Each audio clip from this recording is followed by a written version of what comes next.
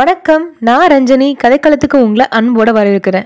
வாழ்க்கையில நமக்கு எவ்வளவு கஷ்டங்கள் வந்தாலும் எல்லாத்தையும் எதிர்த்து போராடிக்கிட்டு ஓடிக்கிட்டே தான் இருப்போம். நமக்கு மட்டும் ஏன் இவ்வளவு கஷ்டம் அப்படின்னு சோர்ந்து போய் கால்கள் தளர்ந்து உட்கார்ந்தாலும், அந்த கொஞ்ச நேரம் சுய பச்சாதாபம் இருந்தாலும் திருப்பியும் எழுந்து ஓடதான் ஆரம்பிப்போம்.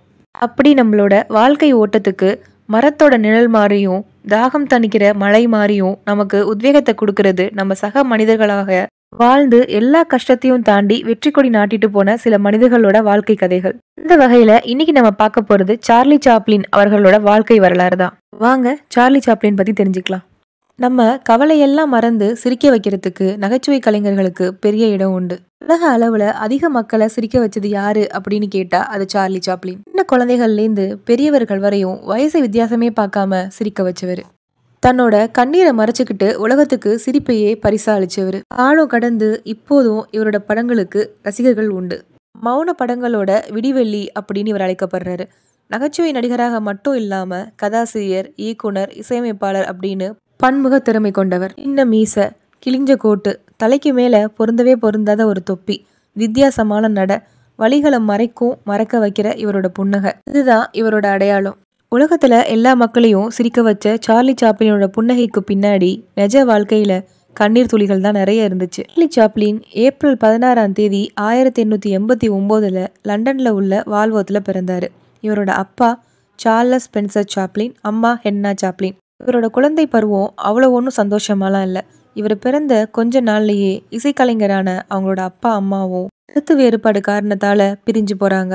சார்லி சாப்ளின் தன்னோட அம்மா கூடயும் அண்ணன் சிட்னி கூடயும் லண்டன்ல கெங்கிங்ஸ்டன் அப்படின்ற இடத்துல வாழ்ந்தாரு. வாடகை தர முடியாத காரணத்தால இவங்களோட அம்மா அடிக்கடி வீட்டை மாத்திக்கிட்டே இருந்தாங்க.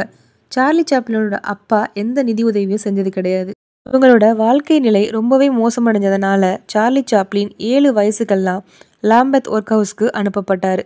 18 மாசங்கள் அந்த ஒர்க் ஹவுஸ்லேயே இருந்து வேலை பார்த்துட்டு 18 மாசம் கழிச்சு தான் திருப்பியும் தன்னோட தாயோட சேர்ந்தாரு. தொடர்ச்சியான குடும்ப பிரச்சனைனால அவங்களோட அம்மா ஹென்னா மன அழுத்தத்துக்கு ஆளானாங்க. அதனால அவங்களோட பேசும் திறனை இழந்து போனாங்க. கொஞ்ச நாள்லயே மனநல பாதிப்பும் ஏற்பட்டுச்சு. அதனால சிகிச்சைக்காக மனநல காப்பகத்துக்கு அனுப்பப்பட்டாங்க. சார்லி சாப்ளினும் அவரோட அண்ணன் சிட்னியும் தன்னோட தந்தையோட அனுப்பப்பட்டாங்க. அப்பா சார்லஸ் குடிபோதைக்கு அடிமையா இருந்தாரு. இவங்க போய் 2 வருஷத்துக்கெல்லாம் உடல்நல குறைவால அவர் இறந்து போயிட்டாரு. அதுக்கப்புறம் ஆதரவற்ற சிறுவர்களுக்கான இல்லத்துல சாப்ளின் சேர்க்கப்பட்டாரு. அங்க போனதுக்கு அப்புறம் அவர் வாழ்க்கையில சந்திச்ச எல்லாமே துயரங்கள் மட்டும்தான். தனிமையும் உடல் உபாதைகளும் அவரை ரொம்பவே வாட்டுச்சு. அதை எல்லாத்தையும் சகிச்சுக்கிட்டு அங்கேயே இருந்தாரு. சாப்ளின் அதிகமா கண்ணீர் சிந்தின நாட்கள் அப்படின்னு இதில் குறிப்பிடுறாரு. இவ்வளோ கஷ்டத்தையும் தாண்டி சாதிக்கணும் அப்படின்ற எண்ணம் மட்டும் இவருக்குள்ள ஓடிட்டே இருந்தது. சாப்ளின் முதலா 5 வயசுல தன்னோட தாய்க்கு பதிலா ஒரு வேடத்துல நடிச்சாரு. அதுக்கப்புறம் 10 வயசுல அவரோட அண்ணன் சிட்னி ஒரு நகைச்சுவை பாத்திரத்துல நடிக்கிறதுக்கு வாய்ப்பு வாங்கி கொடுத்தாரு. அதுக்கப்புறம் சின்ன சின்ன நாடகங்கள் நடிச்சு வாழ்க்கையை நடத்தினாரு. சாப்ளினோட குறும்புத்தனமான நகைச்சுவை நடிப்பு பார்க்குறவங்க எல்லாரையுமே ரொம்ப கவர்ந்துச்சு. அதனால தன்னோட நடிப்பால உலகத்தையே கட்டி போட போறாரு அப்படின்றது அவருக்கு இருந்த ரசிகர்கள் மூலம் நல்லாவே தெரிஞ்சுது. 14 வயசுல ஒரு நாடக நிகழ்ச்சியில ரொமான்ஸ் ஆஃப் கொக்கைன் அப்படின்னு ஒரு நிகழ்ச்சி நடந்தது. அதுல நியூஸ் பாயா நடிக்க ஆரம்பிச்சாரு. அந்த நிகழ்ச்சி சரியா போல அப்படின்னாலும் சாப்ளினோட நகைச்சுவை பெருசா பாராட்டப்பட்டுச்சு. 17 வயசுல ஒரு சர்க்கஸ் கூட்டத்துக்கு முன்னாடி சாப்ளின் நடிக்க ஆரம்பிச்சாரு.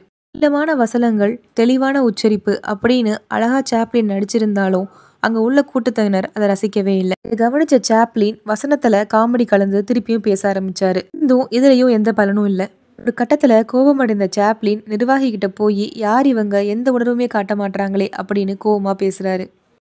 அந்த நிர்வாகியோ, நீ நினைக்கிறது தப்பு, அங்க உள்ள பல பேருக்கு இங்கிலீஷே தெரியாது, அதனால நீ பேசுற வசனங்கள் புரியல அப்படின்னு எடுத்து சொல்றாரு.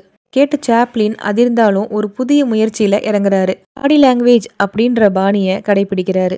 உடல் அசைவுகளையும் முக பாவனையும் வச்சு நடிக்க ஆரம்பிச்சாரு. சோர்ந்து போய் பார்த்துட்டு இருந்த கூட்டம்லாம் இப்ப முகம் வளர்ந்து கைத்தட்டி ரசிக்க ஆரம்பிச்சது. 17 வயசுல நடந்த இந்த நிகழ்வு தான் சாப்ளினை உலகம் முழுவதும் கொண்டு போய் சேர்த்துது. வறுமையிலையும் ஏழ்மையிலையும் வாழ்ந்த சாப்ளின் கொஞ்சம் கொஞ்சமா சம்பளம் வாங்கி நடிக்கக்கூடிய கலைஞனா உயர்ந்தாரு. ஆனாலும் ஆரம்ப கட்டத்துல அவர் நடித்த படங்கள் எல்லாம் தோல்விதான் அடைஞ்சது. அதனால தயாரிப்பாளர்கள் சாப்ளினை வச்சு படம் எடுக்க யோசிச்சாங்க. மேக்சென்ட் அப்படின்ற தயாரிப்பாளர் மட்டும் சாப்ளினை தன்னோட கீஸ்டோன் அப்படின்ற திரைப்பட நிறுவனத்துல சேர்த்துக்கிட்டாரு. சாப்ளினுக்கு முதல்ல கீஸ்டோனோட நடிப்பு முறைக்கு தன்னை மாற்றிக்கொள்றது ரொம்ப கஷ்டமா இருந்தது. ஆனா ரொம்ப சீக்கிரமே தன்னை பழக்கிக்கிட்டு கீஸ்டோன்ல சிறந்த கலைஞரா வளர்ந்தார். சாப்ளின் தன்னோட வளர்ச்சிக்காக தன்னோட தோற்றத்தையே மாத்திக்கிட்டாரு.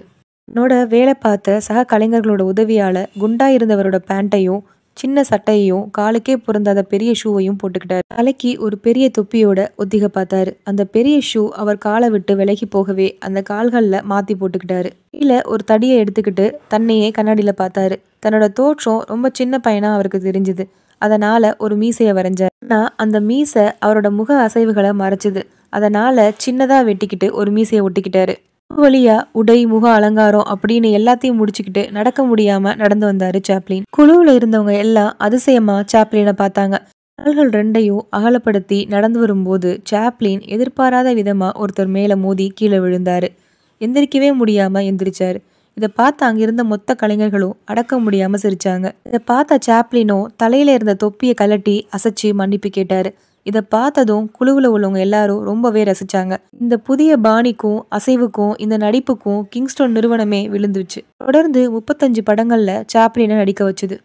ஆரம்பத்துல $150 மட்டுமே சம்பளமா பெற்று வந்த நிலையில இப்போது 1917 ஆண்டுகள்ல $1 மில்லியன் ஒப்பந்தம் செய்யப்பட்டாரு சாப்ளின்.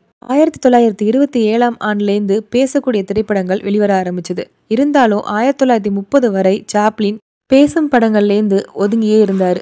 நகைச்சுவை நடிகரா மட்டும் இல்லாம கதையாசிரியர், இயக்குனர், இசையமைப்பாளராகவும் இருந்து வந்தாரு. படத்துலையும் அவர் கஷ்டங்களை பார்த்த மாதிரி திருமண வாழ்க்கையிலையும் அவர் கஷ்டங்களை தான் பார்த்தாரு. 1 இல்ல 2 இல்ல 3 திருமணங்கள் செஞ்சும் 3மே தோல்வியில தான் முடிஞ்சுது. அதுக்கப்புறம் ஓநீல் அப்படின்ற ஒருத்தவங்களை சந்திச்சு காதலிச்சு திருமணம் செஞ்சுக்கிறாங்க. இவங்களுக்கு 8 குழந்தைகள் பிறக்குது. இந்த திருமண வாழ்க்கை சாப்ளினுக்கு ரொம்ப மகிழ்ச்சியா அமைஞ்சுது. தன்னோட அயராத உழைப்பினாலும் மக்களை சிரிக்க வைக்கிற முயற்சியினாலும் காமிக்ஸ் கதாபாத்திரமா சித்தரிக்கப்பட்ட முதல் நடிகர் அப்படின்னு பெயர் எடுக்கிறாரு. வட்டமேஜை மாநாட்டுக்காக லண்டன் வந்த மகாத்மா காந்தியோட பாராட்ட பெறாரு சாப்ளின். இனிமா உங்களுக்கு கிடைச்ச சரியான ஆயுதம் அப்படின்னு மகாத்மா காந்தி கூறியிருக்காரு. காந்தியோட அந்த சந்திப்பை தன்னால மறக்கவே முடியாது அப்படின்னு சொல்லியிருக்காரு சார்லி சாப்ளின்.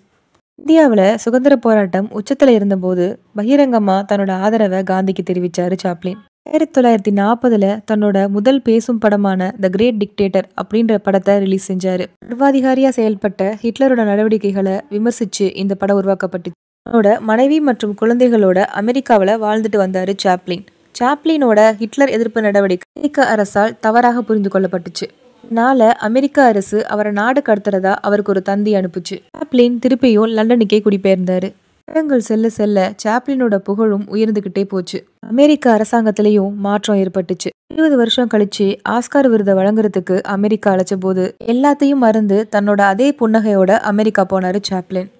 கலையுலக வாழ்நாள் சாதனையாளர் விருது வழங்கி அமெரிக்கா இவரை பெருமைப்படுத்துச்சு.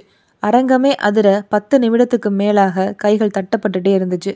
டிசம்பர் 25 கிறிஸ்துமஸ் அன்னைக்கு தன்னோட 88 வயசுல காலமானாரு சாப்ளின். அவரை பார்த்து சிரிச்ச மக்கள் எல்லாரும் முதல் முறையா அவரோட உடலை பார்த்து கதறி அழுதாங்க.